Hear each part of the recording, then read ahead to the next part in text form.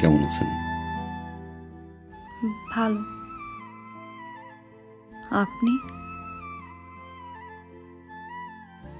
ভালো।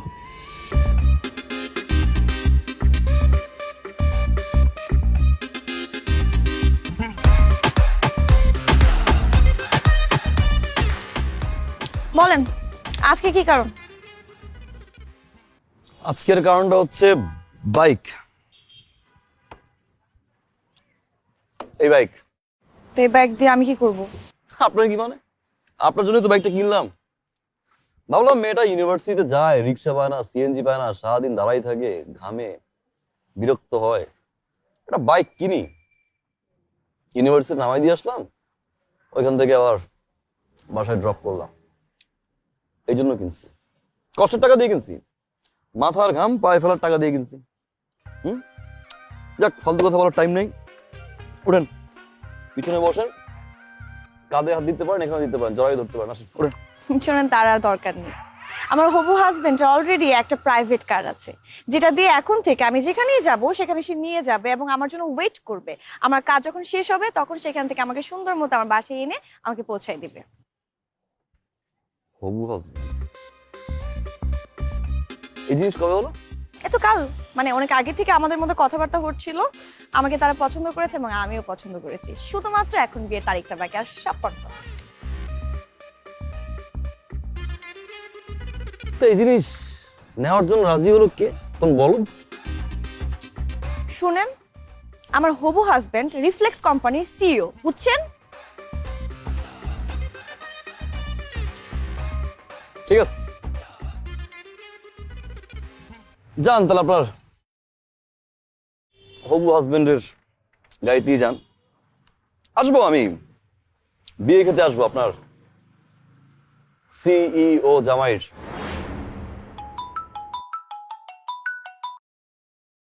আব্বা আসসালামু আলাইকুম। ওয়ালাইকুম আসসালাম। আব্বা আপনি কেমন আছেন? ভালো থাকি কি করে? কেন আব্বা আমরা কি করছি? তোমার ছোট ভাই যে কাজটা করছে তাতে ভালো থাকার কোনো উপায় আছে? কি করছো? তোমার ছোট ভাই, আমি পায়েলের জন্য যে ছেলে ঠিক করছি সেই ছেলেকে আবল তাবল উল্টাপাল্টা কথা বলে তারপরে বিয়েটা ভেঙে দিছে। পায়েল কথায় কথায় বলছে ওই ছেলে রিফ্লেক্স কোম্পানির সিইও, সেই সূত্র ধরে ওই কোম্পানিতে চলে গেছে। শোনো বাবা, আমি আমার মেয়েকে তোমার কাছে রাখবো না, আমার মেয়েকে আমার বাড়িতে পাঠিয়ে দাও। আব্বা আপনি কোনো টেনশন করে আব্বা, আপনি চিন্তা আব্বা আপনি অসুস্থ হয়ে যান আব্বা। তোমার কোনো কথাই আমি শুনবো না।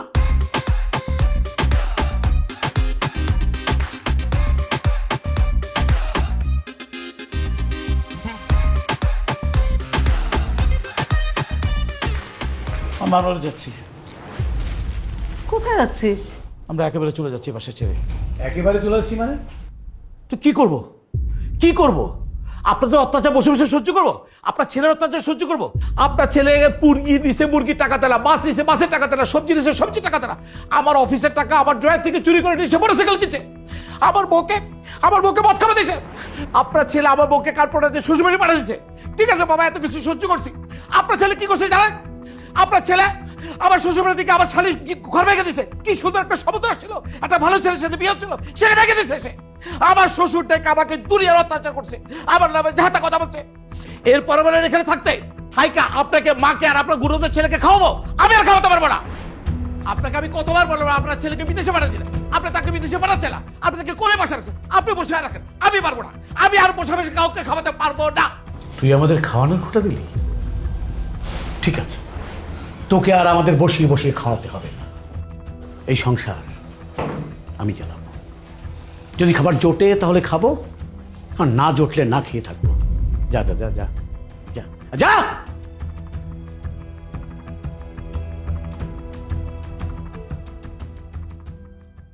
ভাবি কি আম্মা? ভাবিরে দিয়ে কি করবি? ভাবির দিকে করুন মানে? তো ভাবিরে খুঁজতে পারি না আমি। কি দরকার তো? আবার কোন জটিলতা লাগাইতে আসছো? আবার কোন কথা কুকথা কান কথা কয়ে ভাবিরে বাড়ি থেকে বাইর করতে আসছো? হ্যাঁ, আজীব বিষয় কি করছি আমি? কি করছো তুমি জানো না? তোমার ভাই, তোমার বড় ভাই আমার আজে বাজে বকাবকি কইরা সেই ক্ষেত্রে চলে গেছে। আর কি চাও? এবার একটা কাজ করো, এবার তুমি আমারে এই বাড়ি থেকে বাইর করে দাও। বাইর করে দিয়া তুই একটু ভালো থাকো।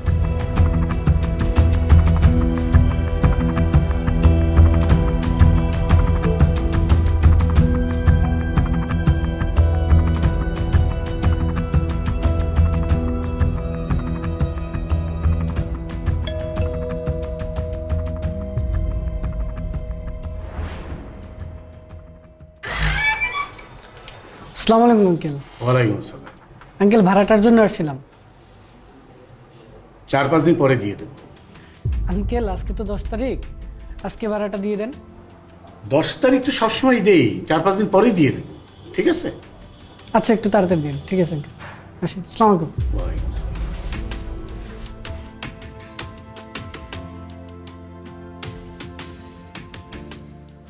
খুব তো বাড়িওয়ালার পোলারে বললা যে 4-5 দিন পরে ভাড়া দিয়ে দিবা।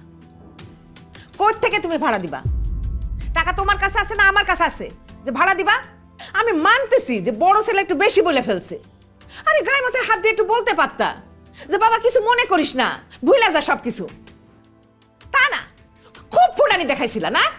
যা যা যা যা, তোরে লাগবে না, আমি নিজেই সংসার চালাতে পারবো। তাই বলে তো বাড়ি থেকে বাইর করে দিলা। এখন এখন কোথা থেকে তুমি সংসার চালাবা সেটা আমি বলো। দরকার হয় আমি আবার চাকরি নেব, আল্লাহ কোনো না কোনোভাবে চালাবি।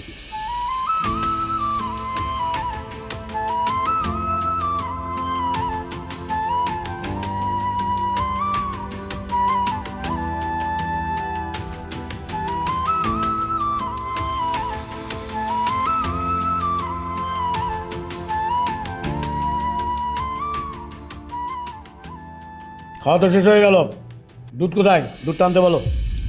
দুধ আলারে নিষেধ করে দিছে। নিষেধ করছো কেন? নিষেধ করবো না? আরে কয়দিন পরে বাড়ি ভাড়া কি করে দিব সেই চিন্তায় তো আমি বাঁচতেছি না। দুধ আলা এসে যখন দুধের টাকা যাবে তখন আমি কি বলবো? সেই জন্য আগে থেকে নিষেধ করে দিছি।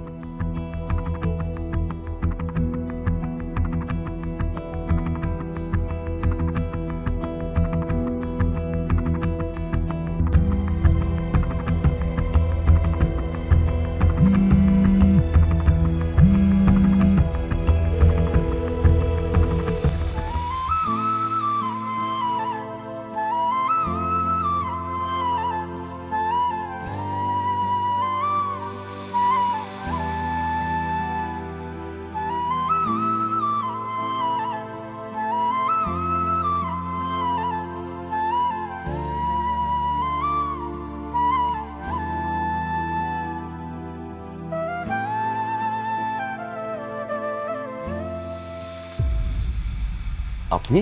হ্যাঁ, বাধ্য হয়ে আসছি। আমি আপনাকে কত ফোন দিয়েছি, আপনাকে কোথাও পাচ্ছি না। ঝামেলা ছিল মানে ভালো আছেন আপনি?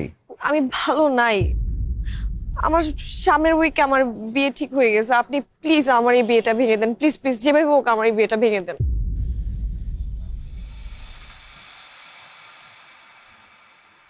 এখন আর পাগলামি করার বয়স আছে? আপনি দেখতে যতটা ইয়ার না লাগেন, আপনার কিন্তু বয়স হয়েছে, বিয়েটা করে ফেলেন। হ্যাঁ, আমি বিয়ে করব, কিন্তু সেটা আপনাকে। আমি আপনাকে ভালোবাসি। আমি সেটা বলতে পারিনি কখনো, কিন্তু আমার মনে হয়েছে এখন এটা বলা উচিত। আমি আপনাকে ছাড়া অন্য কোথাও বিয়ে করতে পারবো না।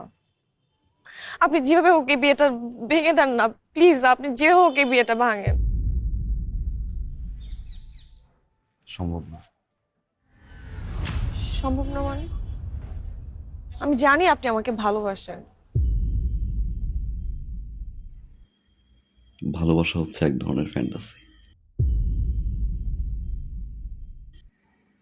আর এই ফ্যান্টাসি মাঝে মাঝে রিয়েলিটির কাছে হেরে যায়। আমার রিয়েলিটি হচ্ছে আমার মা, আমার বাবা,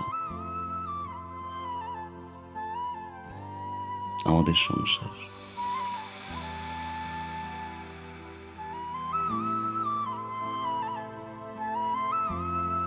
ধরে নিন আমার ফ্যান্টাসিও আমার রিয়েলিটির কাছে হেরে গেল। আমি আসলে এই মুহূর্তে বাবা, মা, সংসার এর বাইরে কিছু ভাবতে যাচ্ছি না।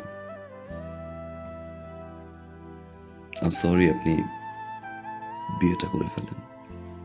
আমি আপনাকে ভালোবাসি। আমি আপনাকে ছাড়া বাঁচবো না। পৃথিবীর সব প্রেমিকারাই বিয়ের আগে ঠিক এই কথাটাই বলে তার প্রেমিককে, কিন্তু বিয়ের পরে তারাই আগে ভুলে যায়। নতুন মানুষ, নতুন সংসার, নতুন স্বপ্নের ঘরে সবকিছু ভুলে যায়।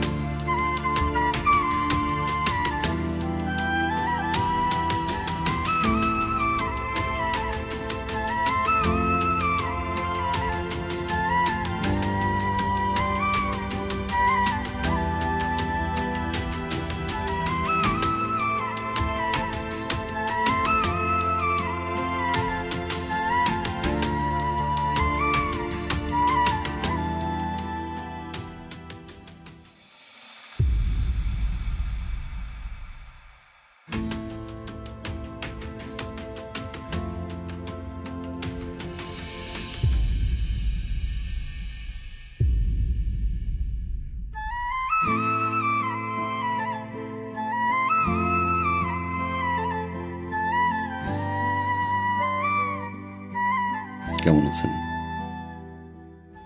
ভালো। আপনি?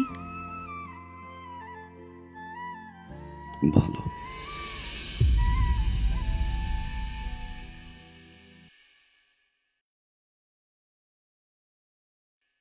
এটা রাখো ভাইয়া। এটা কি? 1.5 লাখ টাকা। 1.5 লাখ টাকা? কেন? ওই যে তোমাকে না বলে নিয়েছিলাম। এটা লাগবে না। ছোট ভাগে থেকে 1.5 লাখ টাকা দিয়ে একটা মোটরসাইকেল দিতেই পারি। রাখ, এটা লাগবে। রাখ রাখ রাখ।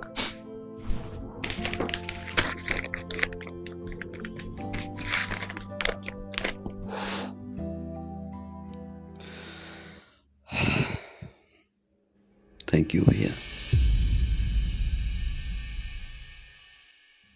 Thank you.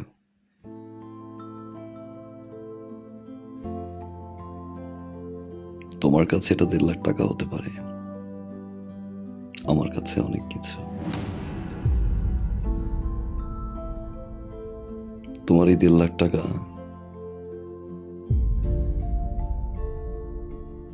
আমার এই জীবনের মোড় ঘুরিয়ে দিয়েছে ভাইয়া।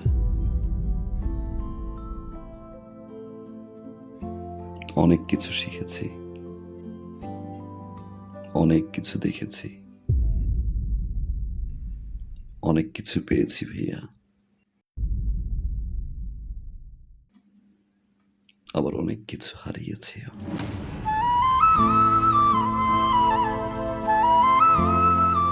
এতদিন পরে এসে আমার মনে হলো এই টাকাটা তোমাকে ফেরত দেওয়া উচিত, কারণ এই টাকাটা আমার কাছে এখন বোঝা।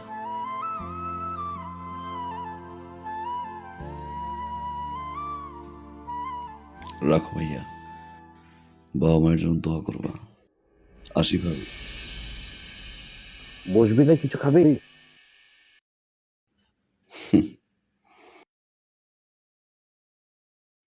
যে বাসা এখন পর্যন্ত আমার বাবা মাই খেতে পারেনি, সে বাসা আমি খেয়ে কি করবো ভাইয়া?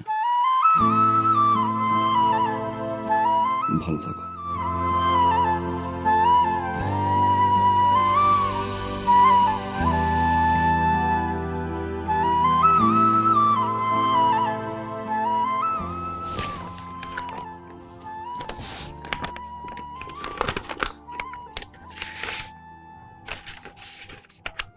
মা,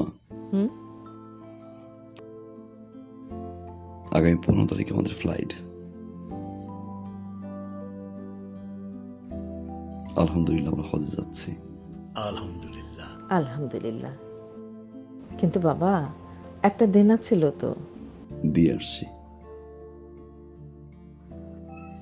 যার টাকা তার হাতে পৌঁছে দিয়ে আসছি। খুব ভালো করেছিস বাবা। হজ থেকে এসে ইনশাল্লাহ বাবাকে নিয়ে সিঙ্গাপুর যাব। হার্টের ট্রিটমেন্ট ওইখান থেকে করাই নিয়ে আসবো। কিন্তু বাবা আমরা এই যে সবাই মিলে আমরা হজ করতে যাইতেছি, কতগুলো টাকা খরচ হইতেছে, তারপর তুই দেনাটাও শোধ করলি। মানে দেশের মধ্যে একটা ভালো ডাক্তার দেখাইলে ভালো হইতো না? সিঙ্গাপুরে যাওয়ার দরকার কি? দেশের ডাক্তার তো রেফার করলো মা, এত কিছু ভাবতে হবে না। আমি যতদিন আছি তোমাদের সেবা করে যাব। সারা জীবন তো জ্বালাই গেছি, এবার একটু সেবা করার সুযোগ দাও।